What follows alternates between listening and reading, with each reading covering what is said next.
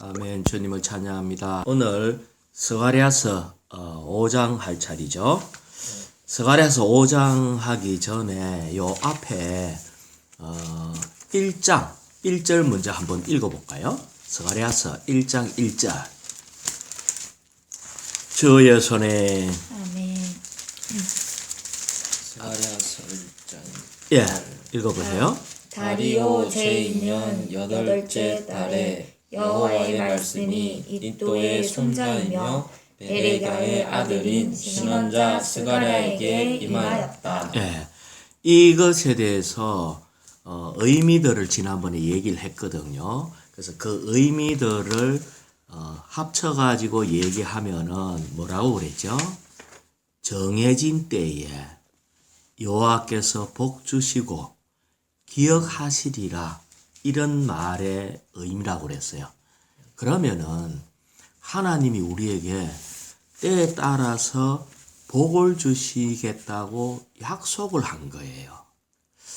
그런데 이 약속을 한 것을 가지고 그 다음에 13절 또 한번 읽어볼까요? 여호와께서 나와 말하던 천사에게 선한 말씀과 위로하는 말씀으로 대답하셨다. 예, 스가랴서에 지금 우리가 쭉 했는데 위로의 말씀을 우리에게 했다고 해요. 그러면 스가랴에게 뭔가 알지 못하는 엄청난 위대한 어떤 것을 이상으로 보여줄 때 스가랴는 그걸 보고 크게 위로를 받았겠죠. 그럼 우리는 그걸 보고 위로를 받았느냐? 받아야 정상이죠. 왜? 스가랴가 이걸 보고 위로를 받았기 때문에. 자, 다시 얘기를 해볼게요.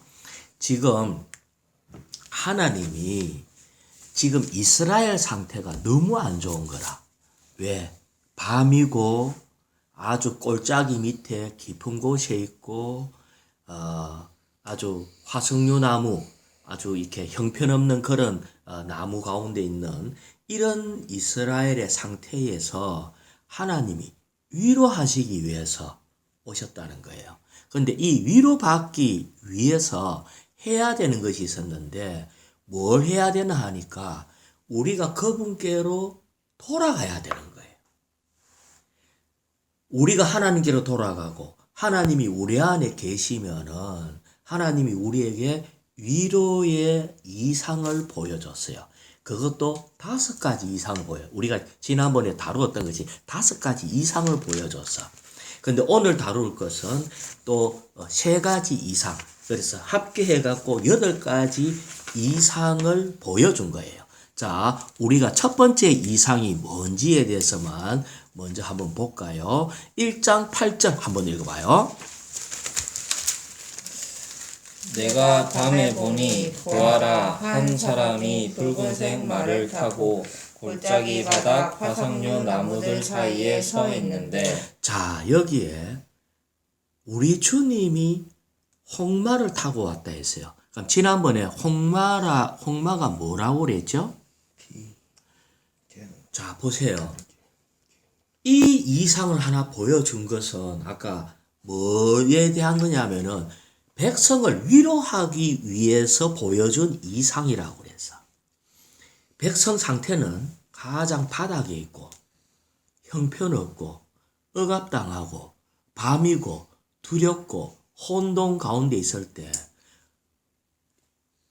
왜 이렇게 됐나 할 때 이방 민족들에 의해서 괴롭힘을 당해갖고 그렇고 이렇게 된 이유가 하나님을 떠났기 때문에 이런 현상이 생긴 거예요. 그럴 때 예수님이 어떤 옷을 입고 있다고? 무슨 말을 타고 왔다고? 붉은 말. 붉은 말이 뭐냐면은 전쟁 피였나? 피로 가득 차가 있다는 거예요. 왜 피가 있나 할 때 이스라엘 백성 대신 그분이 싸워가지고 이스라엘 백성 대신 싸워서 온몸에 말까지 전부 피로 완전히 덮어진 상태로 이스라엘에게 왔다는 거예요. 이스라엘 백성이 이걸 볼 때 위로가 됐다는 거예요. 안 그렇겠어요? 형편없는 우리를 위해서 오늘도 주님은 싸우고 계시네. 우리 주님이 피로 물든 말을 타고 오셨네. 그 온몸에 그 말 전체가 완전히 피로 물든 걸 볼 때 이것이 정말 감동이 되는 거라. 이렇게 오신 분이 예수 그리스도라는 거예요.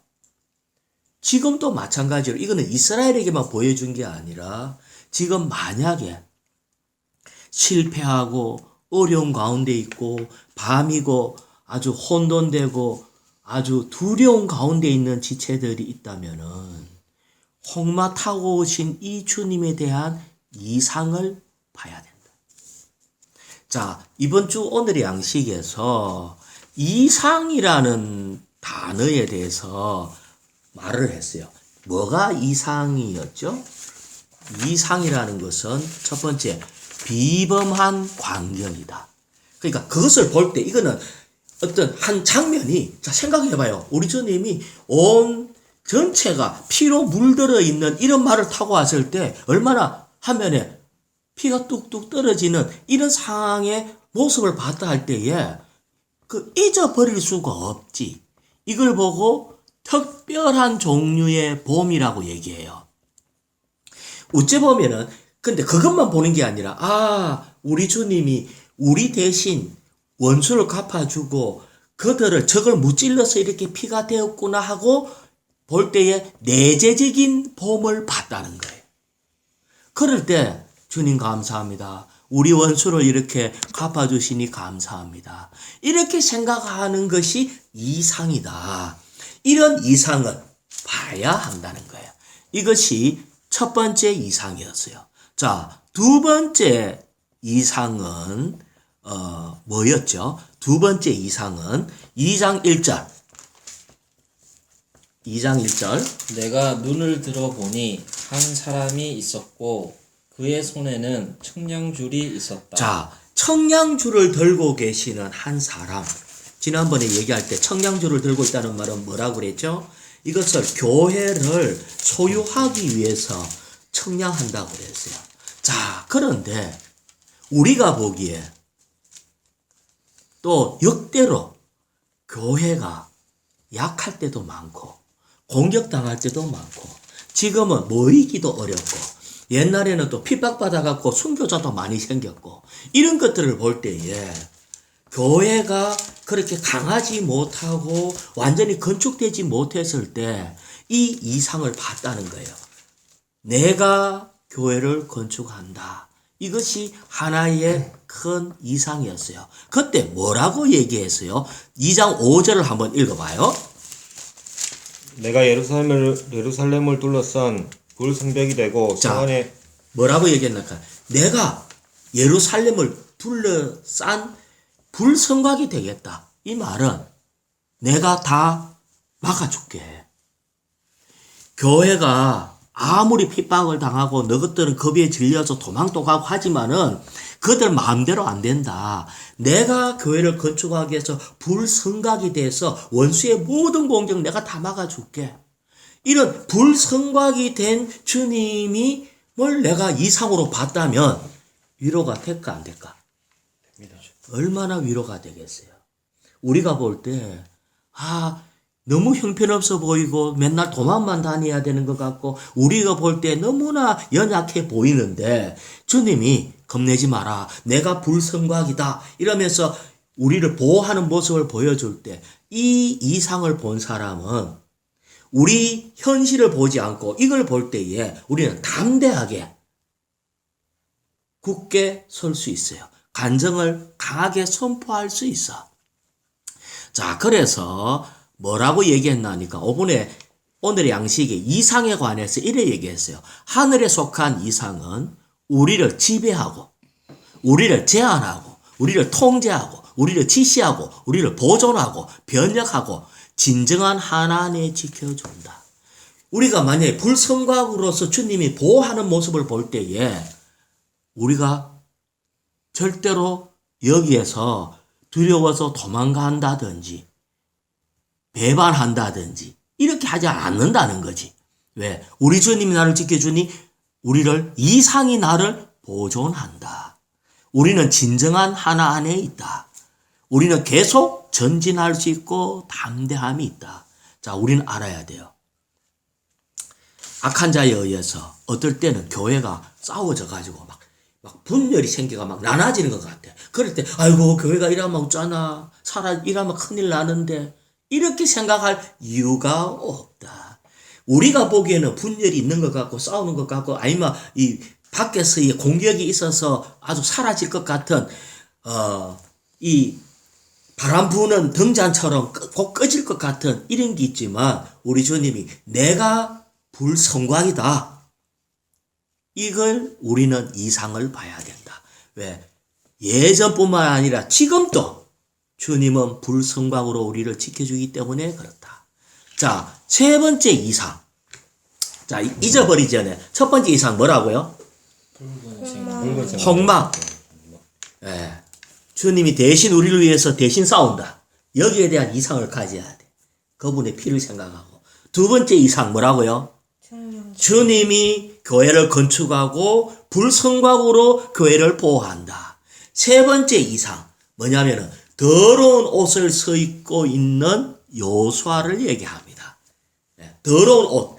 사탄이 공격할 때 너는 얼마나 죄가 많냐. 너는 어떻게 뻔뻔스럽게 이렇게 교회 생활을 할 수 있냐. 이렇게 사탄이 공격할 수가 있어. 그럴 때에 사탄의 말을 주님이 끊고 나도 안다. 하지만 이 요수아가 누구냐? 불탄 아궁에 들어가가지고 사라진 이 짝대기처럼 해갖고 이 끓어 묻은 막대기가 아니냐. 나는 다 한다. 하지만 내가 이를 사용하겠다. 그러면서 하신 것이 요수아의 옷을 바꿔줬어요. 아시겠죠? 자, 첫 번째 우리는 요수아처럼 너무나 형편없는 죄가 많은 자. 이걸 하나님이 다 안다. 그러니까 원수의 말을 수도. 그 다음에 옷을 바꿔주는 거예요. 내가 의롭다라고 얘기하고 있다. 뿐만 아니라 또 머리에는 관을 씌웠어. 옷과 면류관. 우리는 죄인이었지만 그분의 영광의 면류관을 우리 머리에 씌워줬다는 거예요. 이걸 볼 때 위로가 될까 안 될까? 네, 많은 때 원수가 와서 우리를 조롱하고 어떻게 해도 주님이 우리를 깨끗게 했고 우리에게 의의 면류관을 씌워주셨다. 이걸 때 얼마나 큰 위로가 되겠어요. 이게 세 번째 위로입니다. 네 번째 위로는 뭔가 순금 등잔대의 이상을 보여줬어요. 자, 우리는 다시 알아야 돼요. 이상을 보면은 어떻게 된다? 우리 내적 존재 전체가 전환을 갖고 오는 거예요. 형제님, 이제 형제님 죄인입니까? 아닙니까? 아니지. 왜? 이 주님이 옷을 갈아줬으니까. 난 이미 깨끗한 옷으로 갈아입어. 주님이 그렇게 해줬기 때문에 내적 전환이 있게 된다. 우리의 생각도 바뀌게 된다. 우리의 관념도 바뀌고 태도도 바뀐다. 이거는 다 어디에 속한다? 이상에 속한다. 주님이 우리를 위해서 해주신 이것에 대한 이 이상의 지배를 받아야 된다는 거예요. 자, 네 번째 이상이 순금 등잔대의 이상이에요. 순금 등잔대는 우리의 본성은 하나님의 본성이다. 우리는 빛을 내는 등잔대를 갖고 있다. 그런데 여기에서 말하고 있는 포인트는 뭐였어요? 등잔대 좌우 옆에 있는 올리브 나무가 계속해서 기름을 공급하고 있다. 다시 말하면은 우리는 빛을 내는 교회인 등잔대에 있지만은 오늘날 주님은 그분의 종을 통해서 계속해서 기름을 공급하고 있다. 우리가 기름이 떨어져 버리면 빛을 잃어버릴 거라고. 그래서 우리 주님은 우리를 얼마나 사랑하시는지 계속해서 그분 자신을 우리에게 공급하고 계시는구나. 우리는 기회를 틈타서 이 건기름을 사야지. 이것이 네 번째 이상이에요. 자, 다시 이상. 이 5가지 이상이 있으면 교회 생활에 땅짓게 헌칙이라. 자, 첫 번째 이상 뭐라고? 주님이 우리를 예, 대신해 붉은 말. 구원한다. 예, 붉은 말의 이상. 주님이 피 흘리심으로.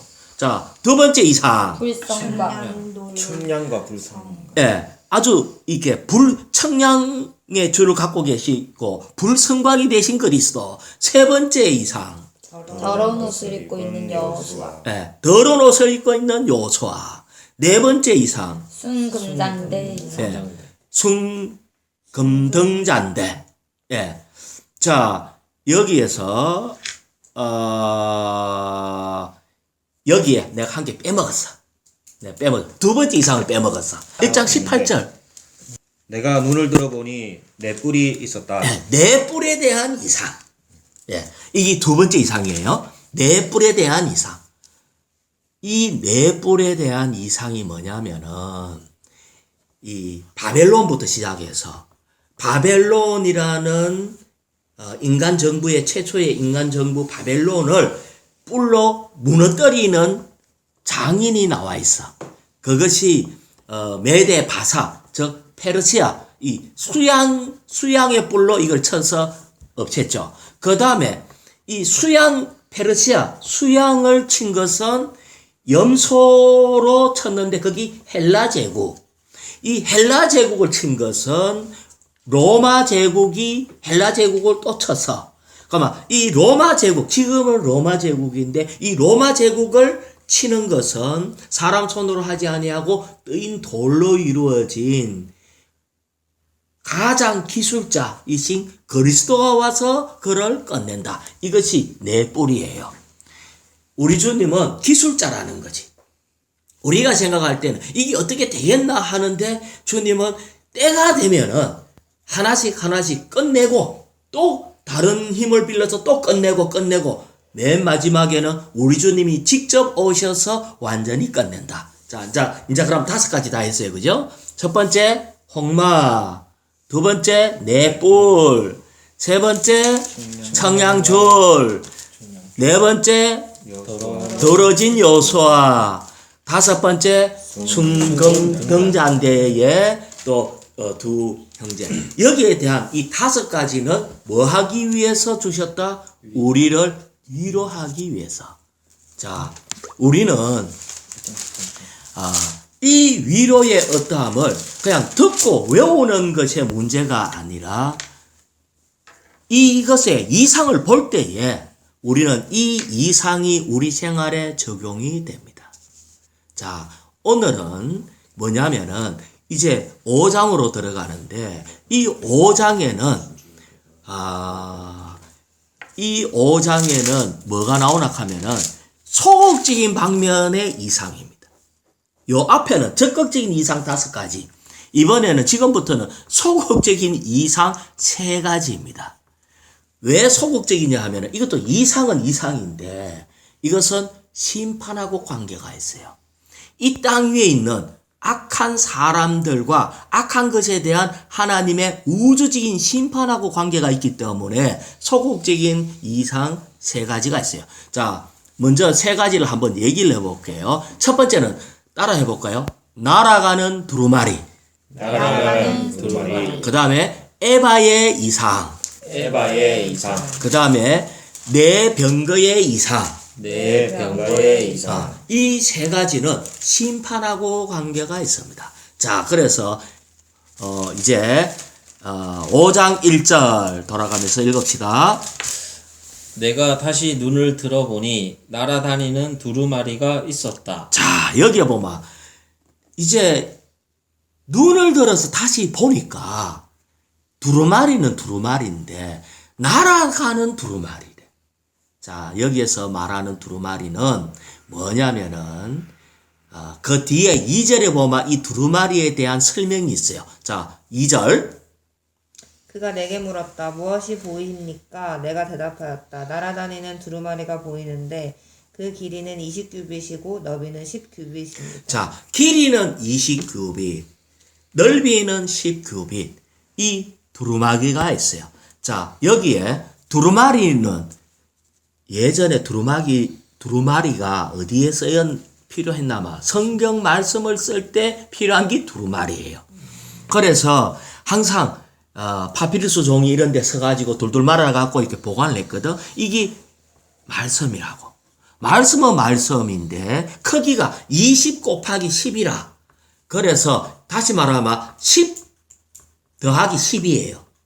그래서 어떤 면에서 이거는 2라는 숫자는 간정을 위한 거고 10이라는 숫자는 온전함, 완전 이걸 얘기합니다. 손가락이 10개, 발가락이 10개. 그러니까 10이라는 것은 충만, 완전, 온전 이걸 얘기하고 우리는 또 2개씩 대가 있잖아. 손도 5개 된 거 2개로 대가 있잖아요. 그래서 이것은 간정을 얘기합니다. 그래서 이것을 뭘 얘기하느냐? 율법을 얘기합니다. 우리에게 율법을 줬는데 문제는 이 두루마리가 책상 위에 있나요? 날아다닌대. 그러면 날아다닌다는 말은 살아있다. 책상에 가만히 있는 게 아니라 살아있다? 살아있는 것보다도 날아다닌다? 날아다니는 것은 속도도 빨라. 그래서 이것이 날아다니는 것은 온 세상에 적용이 되는 말씀이다. 이 말씀이 이론적인 말씀이 아니라 날아다니면서 적용이 돼요. 왜 그런가? 자, 그 다음에 3절 보면은 이제 어떻게 적용하는가가 보입니다. 자, 3절. 그가 내게 말하였다. 이것은 온 지면 위를 날아다니는 저주입니다. 도둑질하는 이는 누구나 이 편에 기록된 대로 제거되고 맹세하는 이는 누구나 저 편에 기록된 대로 제거될 것입니다. 자, 왜 이게 저주냐 할 때에 이 율법이라 하는 율법이 있는 이유가 뭐냐 할 때에 죄를 드러내기 위해서 율법이 있는 거예요. 그래서 쫙 날아다니다가 이 율법이 나한테 오면은 내 안에서 죄가 드러나는 거죠. 근데 죄가 드러나는데 주로 2가지 죄를 언급해서 여기에 이미 율법에 많은 죄가 있는데 거기에 대표되는 죄 2가지. 이것이 도둑질. 2번째는 맹세입니다. 자, 여기에 보면은 도둑질과 맹세. 여기에 이제 한 가지 좀 내가 읽어볼게요. 로마서 7장 8절에 이런 말씀이 있어요. 로마서 7장 8절. 그러나 죄가 계명을 통하여 기회를 잡아 내 안에서 온갖 탐욕을 일으켰습니다. 율법이 없으면 죄는 죽은 것입니다. 여기에 말하는 로마서 7장 8절에 죄가 계명을 통해서 기회를 잡아서 내 안에 왔는데 그것이 탐욕을 일으킨다는 거예요. 탐욕. 자, 도둑질은 왜 도둑질을 할까? 탐욕 없으면 도둑질을 안 해. 그렇잖아. 이거 쓰레기 같은 거를 절대로 훔쳐가질 안 해. 아주 필요 없는 거는 훔쳐갈 일이 없어. 탐욕이 있다는 것은 나 갖고 싶어 할 때 도둑질이 생기는 거야. 그래서 죄는 뭐로 온다? 탐욕으로 온다. 그러니까 죄가 탐욕을 일으키게 되고 탐욕이 일어나면은 이걸 가지고 도둑질을 하게 돼. 자, 그래서 우리는 온갖 도둑질을 하게 된다. 그 다음에 또 뭐가 또 여기 3절에 한 면에는 도둑질하는 일을 얘기하고 한 면에는 맹세하는 일을 얘기해요. 맹세가 왜 죄일까? 이룰 수 없는 거를 맹세하는 거. 다시 지킬 수 말하면 없는 약속. 맹세라는 것은 내가 주인이 돼서 내 할게 이게 맹세라고. 그런데 우리는 할 수 있는 주인이 아니라 우리는 암만 결심해도 안 돼. 우리는 알아야 돼요. 내가 주인이 아니라. 그럼 누가 주인이라? 그래서 주의 이름을 3번만 불러봅시다. 아멘. 오 주 예수님. 오 주 예수님. 오 주 예수님. 그럼 어떤 일이 올 때마다 그래 해줄게. 안 돼. 해. 안 돼. 이걸 내가 결정하면은 문제가 생기는 거예요. 올 때마다 주 예수님, 당신이 나의 주인이니까 당신이 어떻게 하실랍니까? 이렇게 할 때 우리 스스로가 맹세하지 않는 거예요. 그런데 우리는 많은데 내 자신의 뜻대로 행동하고 하나님을 잊어버려. 그래서 맹세하는 거야. 이것이 오늘날의 문제다. 이 법이 올 때에 이 죄가 이 율법이 쫙 올 때 두 가지로 반응한다는 거야. 하나는 탐심에 의한 도둑질로, 하나는 내가 주인이냐, 내가 이 율법을 지킬 수 있는 것처럼 허망되게 하려고 하는 거. 원래 1억을 한번 모아봐야지. 위험한 얘기라. 원래 뭘 한번 해봐야지. 위험한 얘기라. 네가 할 수 있냐? 우리는 생각 자체에서 내가 주인인 생각을 가지면 안 돼. 그러면 어떻게 됐는지, 자, 어떻게 되는가? 4절을 읽어봅시다. 만군의 여호와의 선포이다. 내가 그것을 내보내겠다.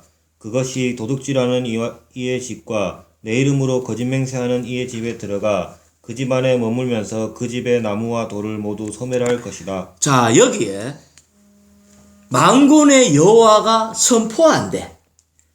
자, 아까 이렇게 두루마기가 막 하면서 어떤 집에 막 들어가. 집에 들어가서 우리의 죄된 것을 드러내. 그런데 뭐라고 했나니까? 만군의 여호와께서 선포하신대.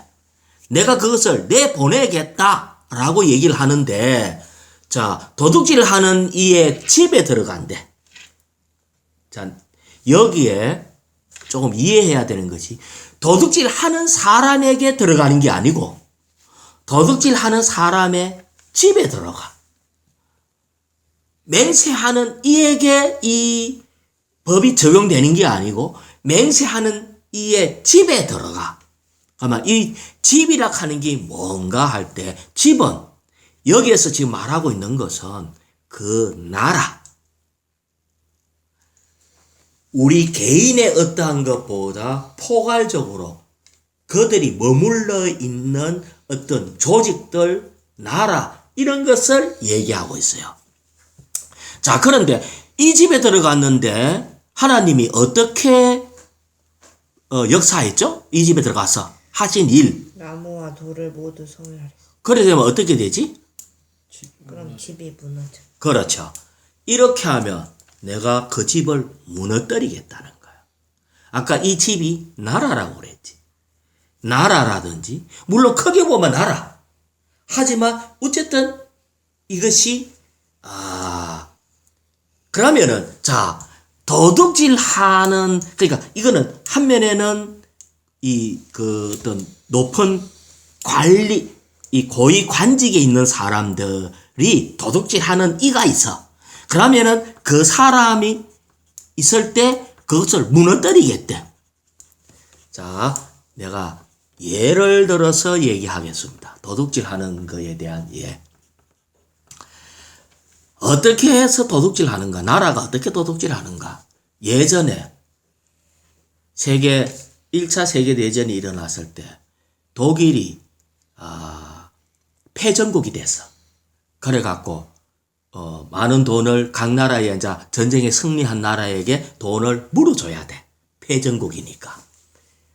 그럴 때 이 독일이 했는 일이 뭔 줄 알아요? 국민의 돈을 훔쳤어. 도둑질했어. 어떻게 도둑질했는 줄 알아? 돈을 마구마구 찍어냈어. 자, 생각을 해봐. 내가 패전국이라. 그러니까 내가 패전국이라서 프랑스나 영국에 돈을 줘야 돼. 돈을 줘야 될 것 같으면 형제는 독일 돈 받겠어? 달러 받겠어? 다른 나라하고 거래할 때는 패전국 돈을 안 받아. 그런데 독일 돈을 엄청나게 찍어내서.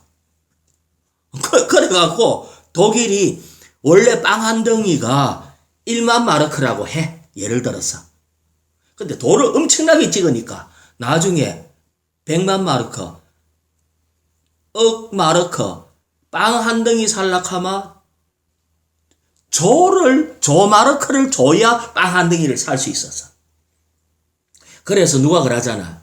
리아카에 빵 한 덩이 살기 위해서 리아카에 돈을 한 거 싣고 가갖고 했는데 누가 훔쳐갔는데 돈은 다 에피리프고 빈 리아카만 훔쳐갔다 하더라고.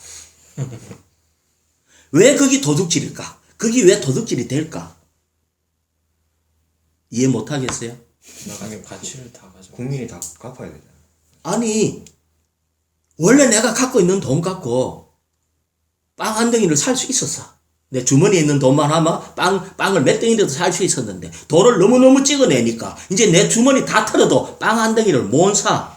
이 열심히 말은 일해야 돼. 정부가 온 국민을 가난하게 만들어서 국민에 있는 돈을 다 훔쳐가 버린 거야. 그러니까 그 나라가 망하지. 돌과 나무가 소멸되더라. 자, 생각을 해봐요. 지금 전 세계적으로 돈을 막 찍어낸다는 것은 그 돈 가치를 떨어뜨리는 거기 때문에 어떤 면에서 그 나라의 국민의 돈을 훔쳐가는 도둑질이라고. 그런데 지금 전 세계가 돈 찍어내기 경쟁이 붙었어. 코로나 때문에 미국이 가난하니까 지금 어려우니까 온 국민에게 돈을 지원해야 되겠다 해갖고 몇 조를 찍어가지고 공급을 해. 근데 희한하게도 이 돈이 전 세계가 다 달러를 쓰고 있으니까 표가 잘 안 나. 그런데 그나마 유럽은 안 찍어내? 영국이고 프랑스고 일본이고 모든 나라가 돈을 팡팡 찍어갖고 막 줘. 그러니까 우리는 지금 생각할 때 이거 돈 막 찍어내갖고 그 돈 좀 주니까 받는 것 같은데 그게 뭐다? 도둑질이다. 어느 날 내 주머니에 있는 돈 가치가 다 떨어질 때에 이것이 어느 날 폭삭망하는 거다. 이것이 도둑질이라는 거야. 주 예수님, 지금 전 세계가 도둑질하고 있어. 지금 경쟁적으로 하고 있어. 그래서 성경에서 뭐라고 얘기한지 알아요? 무너졌도다, 무너졌도다. 큰 성 바벨론이요. 모든 것이 경제가 한순간에 정신 차려갖고, 이래가 안 되겠네. 이러고 정신 차려보면은 돈 가치가 다 떨어지고 의미가 없고 휴지 조각밖에 안 되고 다 떨어집니다. 이것이 지금 내가 볼 때 그래서 도둑질 하는 이에 집이 무너진다는 거야. 응? 집이 무너진대. 자, 그러면은 거짓 맹세하는 이의 집에도 들어간대. 가만 여기서 질문. 거짓 맹세하는 이가 도대체 뭘까? 거짓 맹세하는 이가 도대체 뭘까? 내가 잘 살게 해줄게 이렇게. 지금 서울시장 뽑고 부산시장 뽑고 그들이 다 거짓 맹세해. 내가 이래 하면은 이래 하겠습니다. 큰 소리 빵빵 치면서 대통령 나오면 거짓말 더 크게 해야 돼.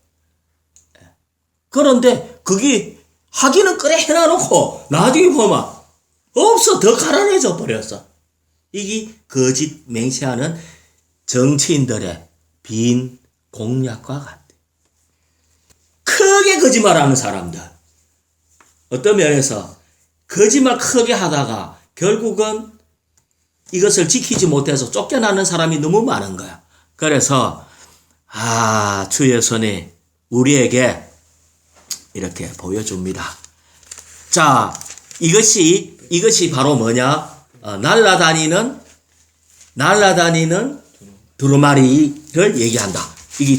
이것이 하나님의 심판입니다. 결국은 이 마지막 때에 감당하지 못하는 거짓말만 무성하고 다 무너지는 이 세상에 오는 것을 볼 수 있어요.